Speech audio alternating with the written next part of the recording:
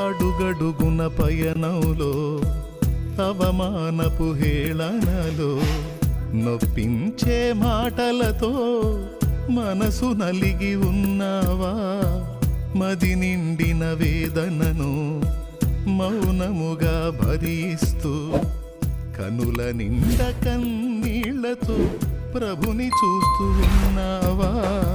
నువ్వు నమ్మిన దేవుడు నిన్ను మరచిపోడెన్నడు. అనుభవాల పాఠం కోసం నిన్ను అప్పగించాడు.